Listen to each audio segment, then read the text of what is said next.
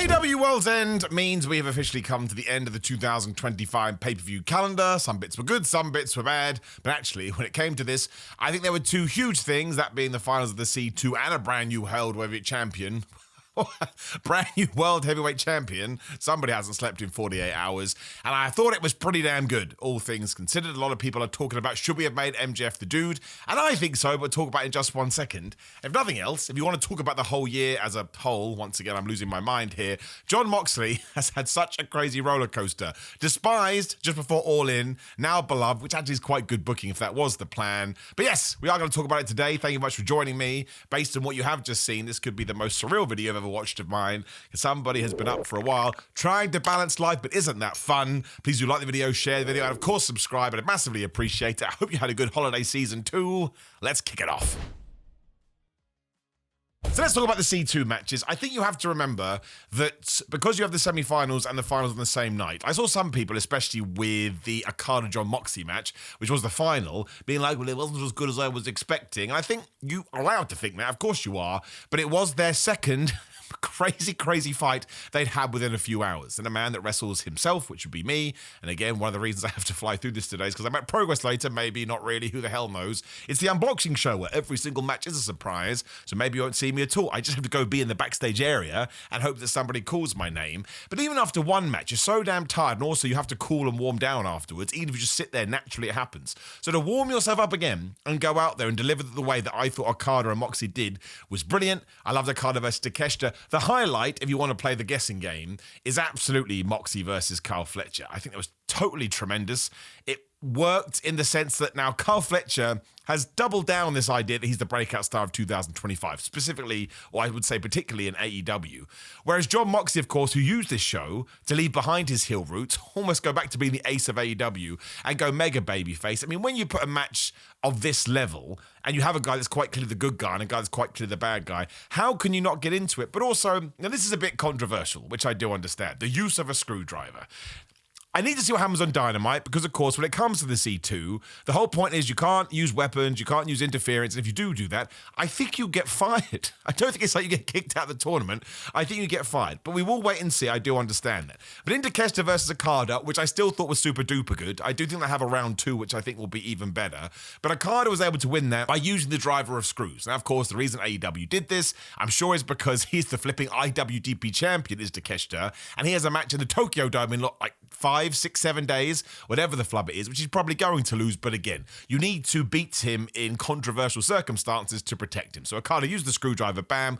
Once again, you can be critical about that given what the rules of the C2 are. Let's see what happens on Wednesday, because maybe there will be some ramifications. I hate the whole wait and see thing, but I don't want to be like, oh man, it's the worst thing ever. And then we go, oh, right, it was explained. The finish here was kind of all over the place, because I think the referee was meant to be not squished, but kind of like, oh my gosh, he almost got hit. But it didn't happen, so instead he just did this.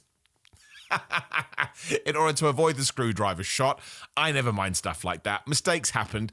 You can once again go, well, that kind of took me out of the surprise or the suspension of my disbelief, which is totally fair, but they're human beings. Okada used that screwdriver, he gets the 1, 2, 3. The reason I think I'm happy to give it a pass is because in that Fletcher versus Moxley match, which again, if you're only going to watch one match, even though that makes no sense because it's a semi-final, you should watch it. It's absolutely phenomenal. But during that thing, Carl Fletcher goes to look for the screwdriver and it's not there. So all of a sudden you start going, well, wait a minute. Obviously, Don Callis is going to be responsible for this. Did Don Callis tell Okada it was there? Was Okada eavesdropping? I mean, if Don Callis told Okada to put it there, that screws over Takeshita. But once again, if Don Callis told Carl Fletcher to put it there, well, how did Okada find out? And what's Takeshita going to think about that? That's really good booking. That's really interesting. That's like a story that you would read that will play out on TV, which is very difficult because, of course, people tell us that AEW doesn't have stories.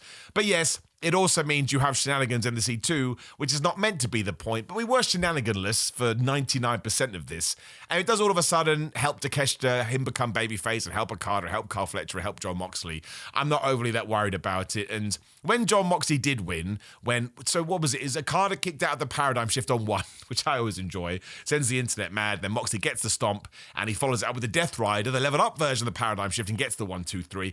It was the promo he cut afterwards, when he was like, man, you got to keep on fighting, and obviously I've tapped out so much over the last 6 months, but I now kind of realize the AEW roster has stepped up. It is one of the best companies in the world. I don't think this was him doing a 180. Well, it was, but not in a way like, shh, don't remember what I said earlier in the year. I think it's the coming together of his story. The reason he started the Death Riders and locked the world title in a briefcase is because he didn't think that the locker room was worthy of all of this. But now he's realised he's been proven wrong. He's had to fight and grit and claw to get his way back to this. That's what his whole point of the C2. Like, I like the C2 because it's so organic, whatever the flub he said. And he had to give it his all in order to become a victor. So now he understands that the quality of the roster has leveled up. So whatever he wanted from the company, like I say, it's come full circle and he can now go on to being a babyface again. You could even have the Death Riders go babyface too. They came out here to celebrate. I would pull the trigger at some point. I don't think you need to do it now. If you can get 6 months out of them being a babyface team and then they turn on Jon Moxley, great. That can be the latter half of 2026. But all these 3 matches were awesome. I thought Carl Fletcher was phenomenal. Again, that Moxley match really is good. Okada versus Takeshita round 2, whenever that is, probably in the next couple of months. I think even better still, because of course the IWGP Championship will be lost then, which does give you a bit more freedom and also means that Jon Moxley is the Continental Champion. I don't want to say it's an issue. There's just way too many belts. Because you have the national title, the Continental title, whatever the flub Okada has now, the international title, is that right? The TNT title, and there's something else too. We probably need to knock one of those on the head, but we've talked about that before, so we won't talk about it again now. But as a barrel of matches, a trio of matches, I just thought everybody on this proved how good they are. The fans were super into them. The fans care about the C2. And I sometimes think, because people are like, oh man, I can't believe Carl Fletcher should win the C2. Well, we now have a story that he gets to the semi-finals. He's never able to get to the final. I think next year he probably will win it. And that will be the way we play. It's like, oh my gosh, he finally climbed the mountain. Maybe even as a babyface, because he does get more and more over. But Jon Moxley, who is an OG of AEW, or like the main character of AEW, is probably Hangman. But you know what I'm saying, right? He is part of the fabric. I think sometimes it's like when Steve Austin used to win the Royal Rumble. Well, of course he won the Royal Rumble. I think sometimes you just give it to the guy that is one of your brightest stars, especially if it's going to trigger a babyface turn. I just thought it was good. I just thought it worked. Pumped to see what we do with Okada and Takeshita and all of that. Carl Fletcher, like I say, has had one of the best years out of anybody doing wrestling in 2025. Great stuff. So good. I would say no notes, but I just gave you plenty of notes. And I love the fact that MJF won too. I wasn't entirely sure that he was going to. I don't mind that he did at all. I'm a big MJF fan. And sometimes when I watch wrestling, I don't care about faces and heels, even though you should do that as and when. I just want to see guys I like do well. And he did well. So I was like, great. But you could have given it to anyone. Swerve Strickland, I absolutely love. As I told you last week, don't give a damn that Swerve's got bigger. Get bigger, Swerve. Get twice as big, or he's not able to do these kind of moves anymore. Well, so far, he kind of is. I haven't seen not do anything he's not able to do. But also, I've seen all that. Now I want Big Swerve. I want Jack Swerve. And you're not taking him away from me. But yeah, if Samoa Joe retained, fine. If Hangman Adam Page won, of course it's fine. If Swerve wins, of course it's fine. MJF winning, more than fine. So you have 4 main eventers here that can be the world champions. So AEW's done a great job there. If you want an asterisk or a catalyst to some issues, the Ops running out and then leaving when the referees told them to leave, even though we made it very clear it was an ODQ, that was kind of weird. Why don't the Ops just bop everybody in the head? And the answer, of course, is because that doesn't tie into the story we're trying to tell. So you can argue that's a little bit of a get-out-of-jail-free card, and I would totally agree with you. I did give it a down on ups and downs, which you can check on What Culture Wrestling right now. We really made sure that Hangman Adam Page had a lot of pinfalls broken up too, just to make you know what he would have won if it wasn't for these meddling kids. He didn't really get his hands on Hook here. I think we need to do that match soon. I think Hangman Adam Page needs to beat the crap out of Hook.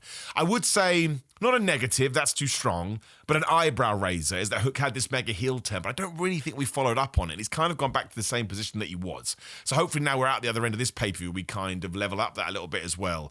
But MJF once again used the no DQ rule to smack Hangman in the balls after he was going to hit the third buckshot onto Samoa Joe and definitely win. Then turns to Samoa Joe, who's already been hit with 2, so he's totally murked. Hits the heat seeker, gets the 1, 2, 3. I mean, why wouldn't you do this? If you have a star like MJF come back a couple of weeks ago, which he did, and then he wins the World Championship via somewhat, nefarious means, it just puts him right back up the top of that bracket. I know some people like MJF, which is your prerogative, more power to you. But I think Hangman is there, obviously, had a great year. Swerve is always there because he just swerved and he's got something about him. Samoa Joe was the champion and once again proved you can give him that belt whenever and he's going to do a fantastic job. He loses nothing being beaten by MJF. And that MJF has reminded you, I'm a tippity top guy too. He can feud with Hangman. He can feud with Swerve. Samoa Joe can go do something else or he can start with an MJF thing there as well. You also have the awesome story that the MJF's next feud is going to be with Bandido, who won the Dynamite Diamond Ring. Who is Mr. Dynamite Diamond Ring? It's MJF who's won it for the last 5 years. So I'm glad that that's being tied in as well because So some people were outraged by that we had the Battle Royal on Dynamite 2 weeks ago, 10 days ago, whenever the flub. And people were like, I can't believe MJF's not involved at all, which was, that's a fair point to make, but it is actually doubling back round. Which goes back to the whole, let's wait till Wednesday before we get mad about the screwdriver stuff. Sometimes AEW does give you an answer. But by the end of this, especially because the Moxley Okada match backed onto the main event, I was like, that was a really good show. Not all of it was sort of, absolutely home run stuff. And I think some of it could actually been held off to Dynamite. But if you watch these matches one by one, it really did work. And to end with MJF being the champion for the second time, and I think only one of like 12 to 13 wrestlers who has been a two-time world champion before they've turned 30, he keeps calling himself a generational dude. I think that he is. I think in 10 years' time, he's going to be way better than he is now, which is kind of scary. I just really liked it, mostly because I really like MJF. Otherwise, yes, maybe some of these, no match struggled. All the matches were good. But I think sometimes there was like a jeopardy because the build hadn't really hit in the way that I'm sure AEW intended. I would say that Jamie Hayter versus Chris Statlander suffered the most because it was for the Women's World Championship. I don't think anybody believed that Jamie Hayter could win because there wasn't that many promos and there wasn't that sort of many big segments on Dynamite and Collision to allow you to go, well, that's an interesting thing to say. At the same time, if you want to move that to one side and just enjoy two people absolutely kicking the crap out of each other, well, you should go watch this match. But at one point, they were hitting each other with each other's finishes as well, which always makes me laugh. Because you have to say it like, well, the reason it didn't work is because the other person has the ultimate technique. It's just such wrestling logic, which I do enjoy. And of course, Jamie comes rushing out the quarter, wallops Chris Statlander with this line before Chris is able to reverse it into the Saturday Night Fever. But they really went at it, right? And it was a really, really good match. Love the fact that Mercedes Moné got pinned by Willow Nightingale in the tag team match to set up a TBS match on Wednesday. Once again, if you want to argue what Willow versus Mercedes, that should have more of a build. I do agree with you, but I do think AEW likes to be sports-based. It's like, well, you just beat the champion, now you get a championship match. Especially because Mercedes Moné had a meltdown promo on this show because I keep losing. And it's difficult, right? I want Willow to win that title, but I do not want the women's championships, the tag championships, to be forgotten. It's so cool they're being defended all the time. I love the fact that Mercedes and Athena are awesome singles wrestlers, but together as a dream team, they kind of suck because they can never get victories. But at the same time, you don't want Willow to lose another title match. I'm super intrigued about that. Like, can you have Willow defending the TBS title and being a tag team champion? Is that going to be overkill? Are we about to change the tag team titles with the women? You can do that as well. When you have so many championship belts on a show, I don't think you should be locked into super long title reigns. I think it's a waste of time. You shouldn't just change it for the sake of changing it, but if you can work it into the story and you listen to the crowd and you know they want it, and you could probably give it to Marina Shafir and Megan Bayne. I really do like them as a group, but I also don't want the Babes of Wrath to lose it because we want them to lose it. It's a really interesting match, Mercedes versus Willow, but again, if you are going to do that, it's better than just announcing it. At least this justified it. And the mad mixed tag in the middle of the show, somebody came up to me, or someone on the internet said, I think they should have saved that to Dynamite. And you do make a great point. It didn't need to be on the show, but my gosh, what a barrow of laughs. I mean, maybe a Mark Briscoe TNT title defense would have been better, because I do think if you've got a championship, you should be defending it, although you could argue it's more of a TV title as well. I'd go either way on that. It's just so much fun. And halfway through, you've got Wheeler Yuta bumping his ass off as Orange Cassidy and Tony Storm do a ballroom dance. Now, that's going to irk some people up to the hilt, which I totally understand. But I'm a goofy Wrestling for Life fan. It made me laugh out loud. It ended with these two doing dumb stuff on Wheeler Yuta, who then gets dragged for the 1, 2, 3. Why wouldn't you want some joy in your life? I thought it was delightful. I thought it was fun. I thought it was silly. I thought you could see how much they were beaming through this, and they were like, I can't believe we're doing it. So I can't get too mad at it. And it was bang in the middle of the show to break it up. You'd have serious match, serious match, serious match. Darby Allin and Gabe Kidd killing each other. Stupid match, semi-final, world championship match. So I just think it allowed you to maybe take a break mentally. Maybe you literally needed a break, use the bathroom, get some food, get some snacks, or whatever. But none of them took themselves seriously. They all just wanted to have a good time. Claudio Castagnoli was swinging everybody around, including Tony Storm, which it just cracked me up, man. It's like PWG style wrestling in AEW. And if you want AEW to be different to WWE, then that's what we should do. It goes back to the Joe Hendry segment on SmackDown, which some people got so mad about. Sometimes just do dumb stuff. There's so much wrestling on television. It comes and goes so fast. Some you're going to like, some you're going to think, man, that really was stupid. But you don't want to take it out of wrestling. I think you would ruin what wrestling is. You can do whatever you want in wrestling. There are no rules. So I loved it. So I'm not going to get mad at it. And we're just going to move on. mentioned Darby versus Gay Kid, just a way to get Darby a win. I will say that came after the tag team match. Willow rolled up Mercedes and Darby rolled up Gabe. I would never do it back to back anymore. I just think that the most devastating move in all of sports and attempt surprise roll up has been, excuse my language, bastardized, one of the two. But now I just think it tells you, well, we didn't really want to beat the other guy or we weren't able to. So a surprise roll up is a win for this person, but not really a loss for another person. That's at least how I take it. And of course, you can interpret it differently. I just think sometimes don't do that. I think Darby Allin could have won with a coffin drop, but again, maybe it does tie into New Japan. And Gabe Kidd had tried to murder him on 2 occasions, although Darby tried to murder him as well. But nothing as bad as a burning table when Darby gets thrown off the stanchion or whatever the flip it was. But it's that classic thing. AEW gave you a super hardcore match, as they did with the street fight as well. What I did like is you had the FTR, Juice Robinson, Austin Gunn street fight, and you had this. And they were both carnage, but I thought they delivered the chaos in different ways. It was far more weapon heavy in the FTR match, although, of course, Darby and Gabe still used weapons. I just think Darby could have hit a coffin drop and won. Minor criticism. And yeah, nobody thought Austin Gunn and Juice Robinson were going to win the tag belt. Still a fun match. Once again, a little bit of a let's just have fun for your brains. But FTR are doing brilliantly. They're a super good heel tag team. And that bump that Stokely took when he went to crash through the table and nothing broke, that man is crazy. He may have done it on purpose. I think that FTR now should get into an elongated feud. They kind of did with Juice and Austin as well, but maybe we find something bigger to do. But still, it worked. It ticked the box. I enjoyed it a lot. And again, because we did have all these shenanigans in those toe things, it's not like you got bored. I may have forgotten something. I always do. But again, that's why you can check out Ups and Downs on What Culture, where we do go beat by beat. But I just thought it was a super fun pay-per-view. Not one of the best pay-per-views AEW has ever done, but the big things I thought really sort of hit home in a way that sets up 2026 nicely. Jon Moxley being a babyface, MJF going back to being a super-duper heel world champion as Bryan Danielson definitely made out on commentary. And then whatever we're going to do with the Don Callis family, we definitely have a breakup of sorts, and then the big push for Carl Fletcher, Okada Takeshita doing their thing. And the C2 just delivers every single year. I do think that's important as well, because there is a level of expectation now that you want to make sure you live up to, and AEW most definitely did.